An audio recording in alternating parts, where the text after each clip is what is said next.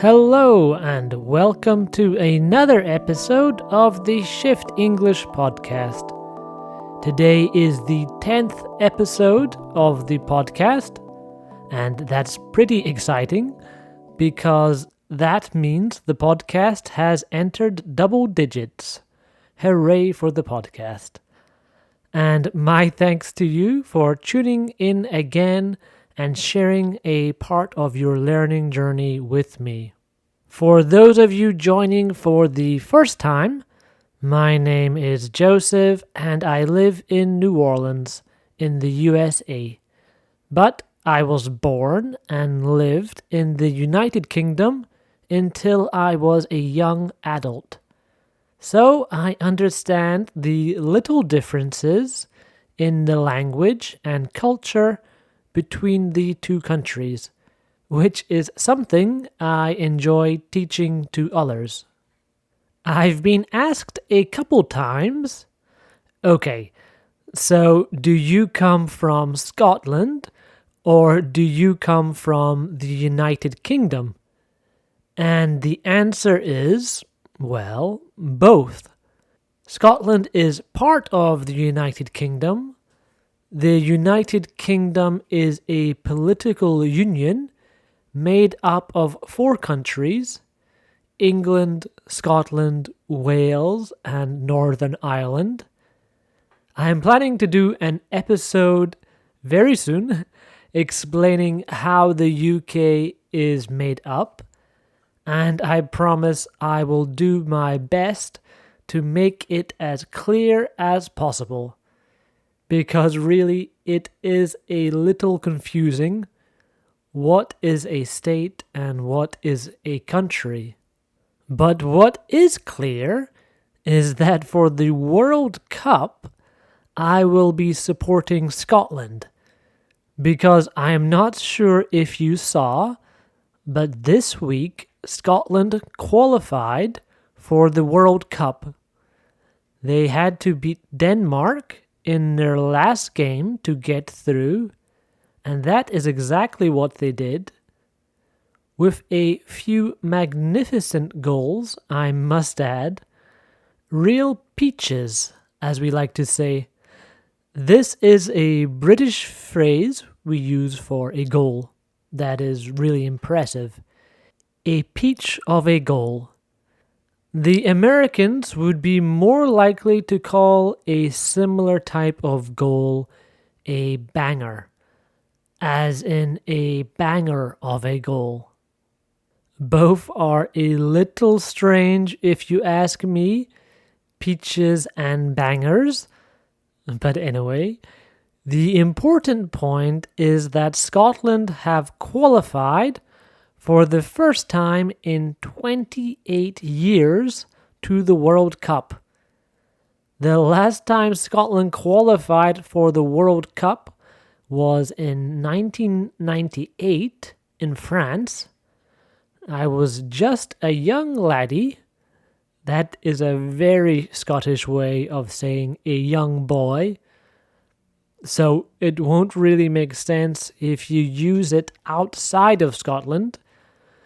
But if you use the word laddie in Scotland, people are going to think you are a local. But anyhow, saying I am Scottish or saying that I am British are both technically correct. The difference when I say one or the other is how it is judged by others.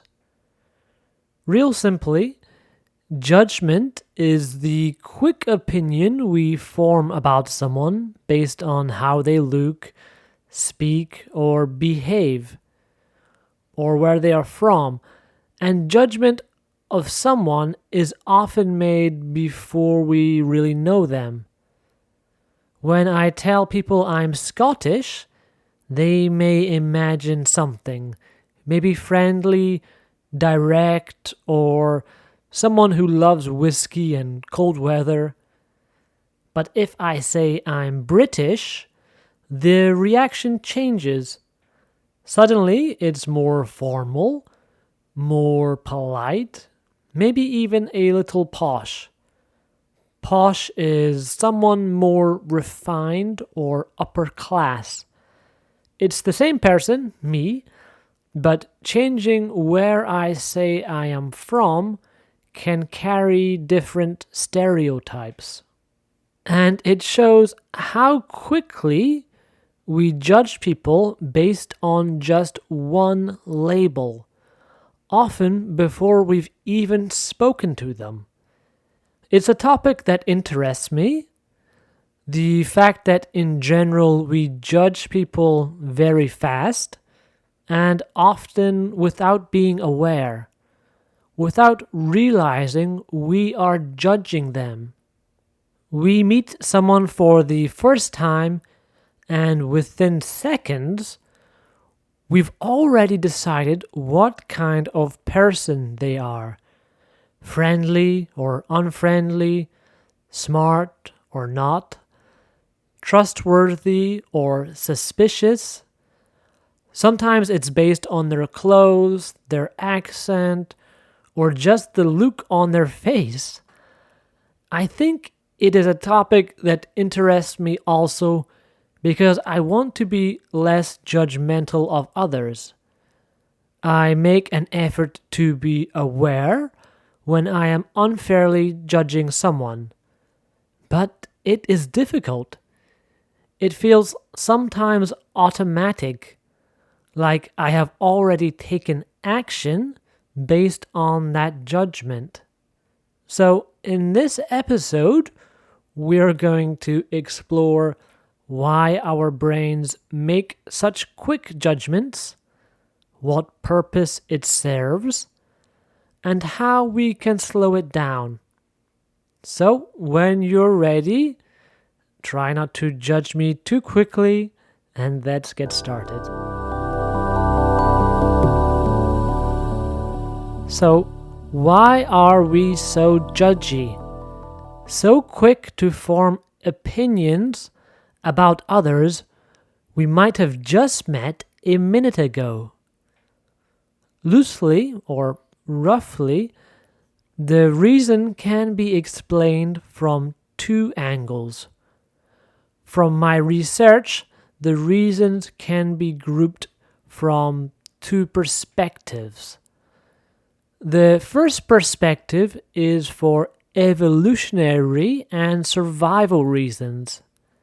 And the second perspective is for psychological and social reasons.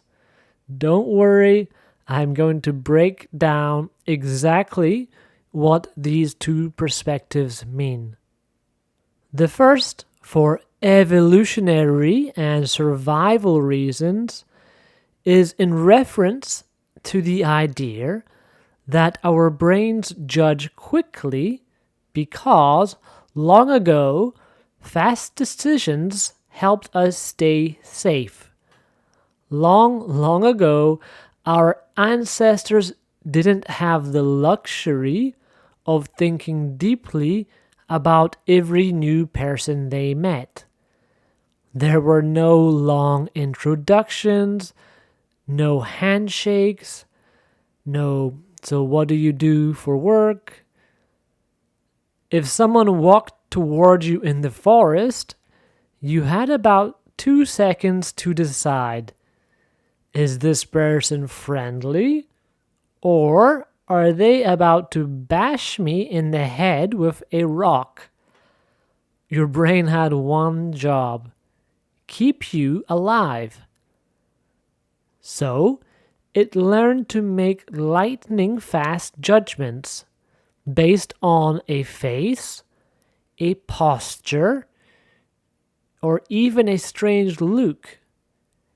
And that ancient system is still inside us today. We no longer have to worry about wild animals or rival tribes, but our brain hasn't updated the software.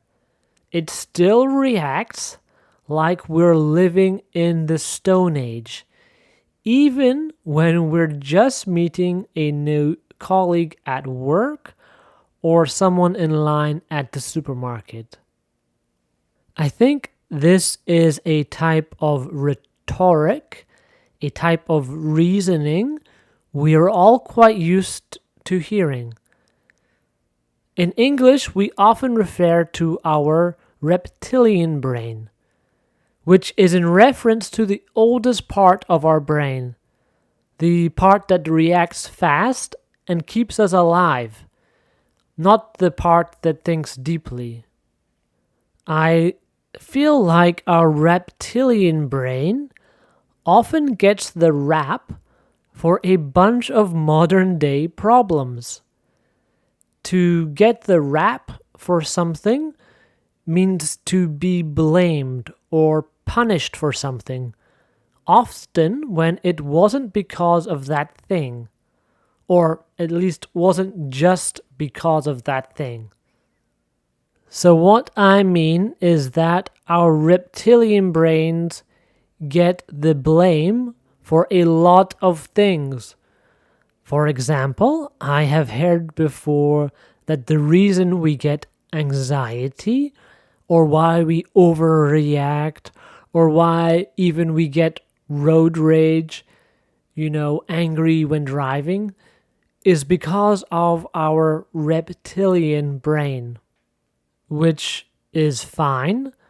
I'm not saying it isn't true, but I do find it a little limiting to just say that the reason we do something is because it was important 100,000 years ago, and there is nothing we can do about it now.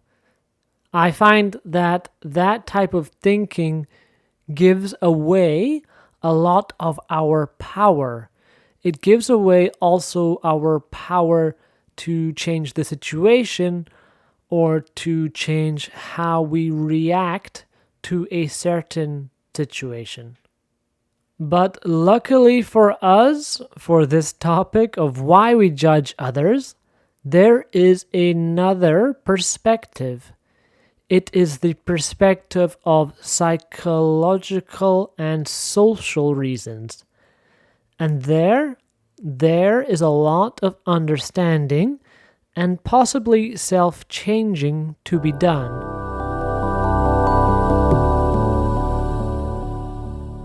Beyond the old survival instincts, there are also psychological and social reasons why we judge people so fast.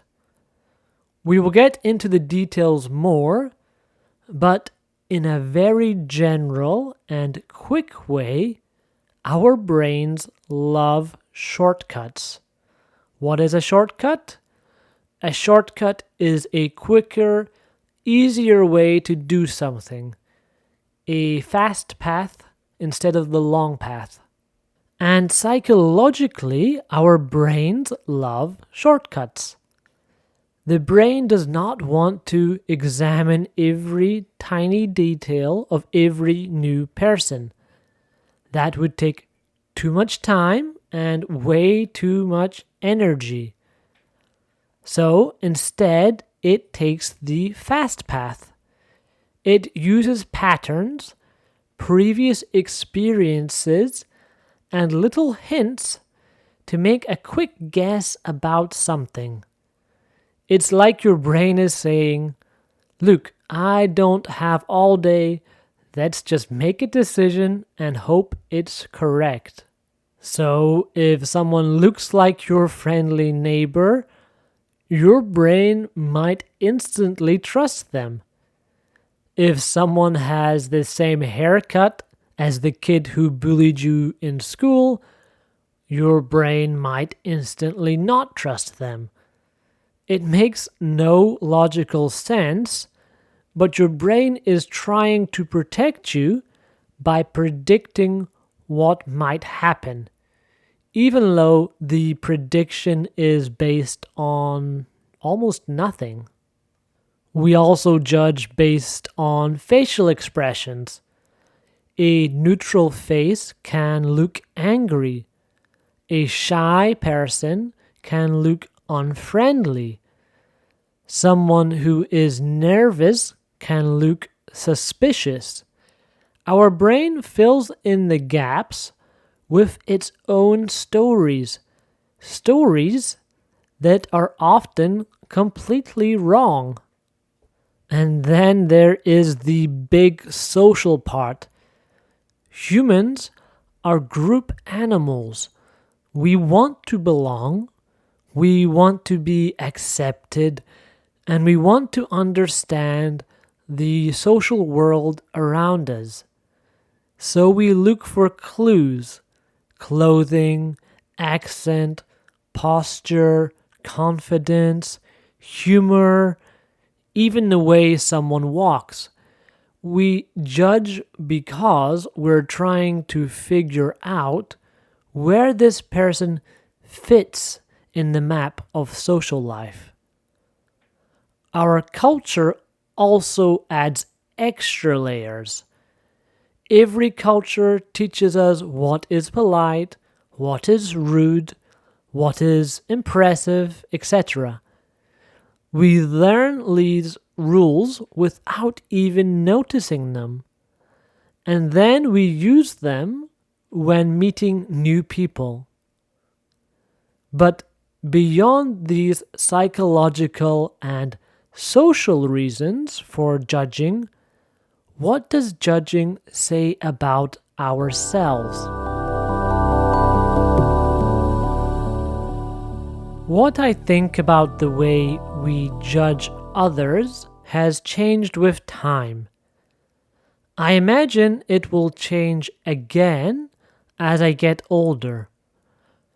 I thought that we judged others to hide our own insecurities, to hide the things about ourselves we didn't like if we judged others for their eating habits, it was because we had our own eating disorders, like when we have our own unhealthy pattern with food. But now I think of judgment happening because of a scarcity mindset.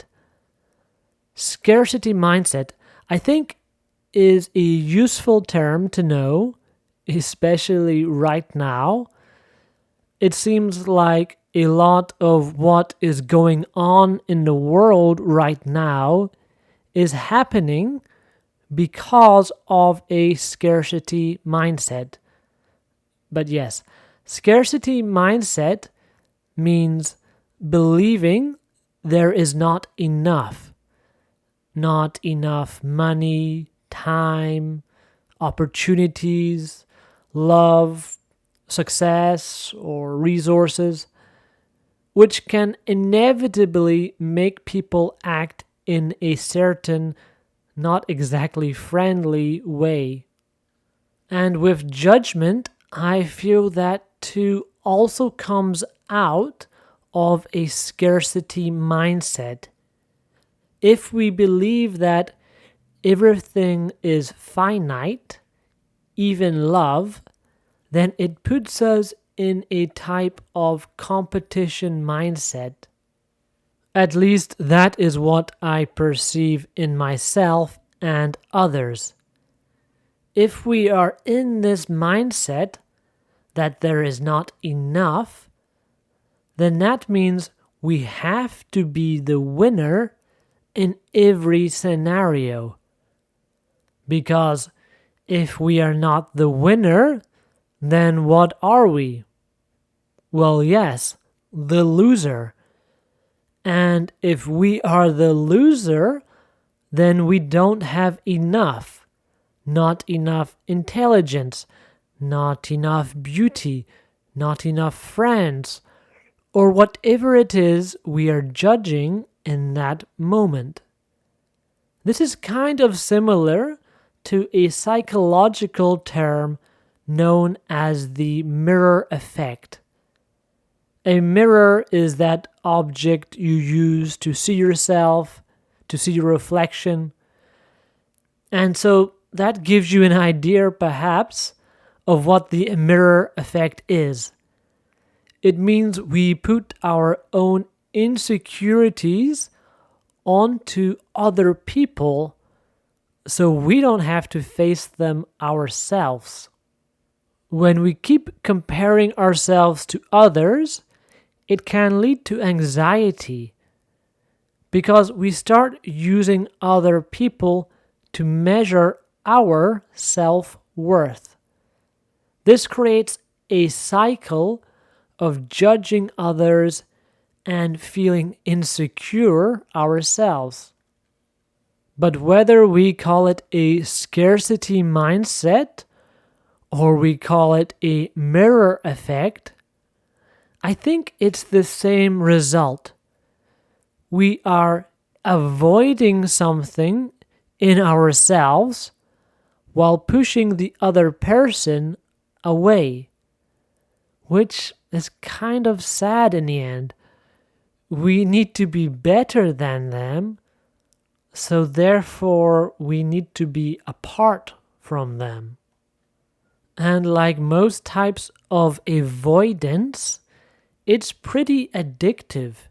It is hard to stop doing. Judgment of someone else gives us a quick little boost.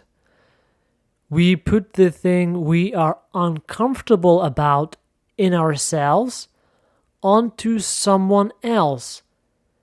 And the more we do it, the more automatic it becomes. So, there are a few of the reasons why we judge, but what can we do about it? Nothing. Absolutely nothing. It always was and always will be. I am joking. Another hilarious joke. Thankfully, there is quite a lot we can do about it. In fact, in many ways, there are too many solutions, too many suggestions about how to be less judgmental of others. But for me, the one I prefer to keep in mind is known as the Dual method, D-U-A-L method, which is an acronym that stands for D, don't pass judgment, U, understand, A, accept, L, love. To break that down a little more, to explain it a little more, D, don't pass judgment. If you notice yourself judging someone, try to pause. This takes practice. For a few days, just watch your thoughts and try to notice when you're being judgmental. No need to even change anything at first. Just notice it. You understand.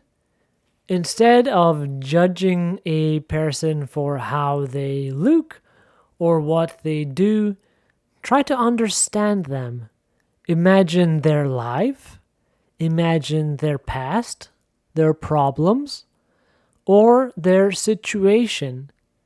If you can, talk to them and learn their story. And even if you can't talk to them, at least try to imagine a reason for why they are like they are. A, accept. After you try to understand them, the next step is to accept them. Accept that people are different. They act in their own way, and you cannot change them.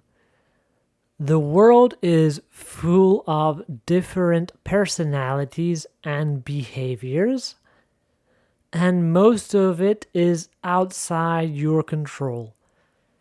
Acceptance brings peace. Fighting reality brings frustration. L, love. This does not mean romantic love. It means showing kindness. try to feel warmth towards the person, even if you don't know them, even if you didn't like them before. Treat them as you would treat a brother or sister, with basic care and respect. This step is powerful. Even a small bit of kindness can change how you see others. And that's it, or at least that is something that works for me a little. But I would be very curious to know if any listeners have their own strategies that work well to keep their judgments in check. Leave a comment or send me a message at shiftenglish.com. So there you have it. Many reasons why we judge, some of them ancient and important, sometimes even necessary for survival. And other reasons are constructions of the cultures we live in, more modern reasons. And then other reasons, more obscure, trickier to understand. I think it is one of the reasons why I find this topic interesting. There are really many levels to why we judge. It is a topic that is at the same time old and new, and also interior and exterior. Interior to ourselves and exterior to the world and our relationships to others. And if the solution to judging others less is for ourselves to have more awareness and kindness, well, I view that as only a good thing. As I mentioned earlier, this world could really benefit with a little bit of extra awareness and kindness right now, in my opinion. Thank you for listening, and I hope you are managing to do a little bit of English learning every day in a way that makes sense for you. Next week, I am going to do a shorter episode explaining how the United Kingdom is constructed, so I can finally properly explain how Scotland is both its own country and part of the United Kingdom. I hope you can join then, and until then, have a lovely week.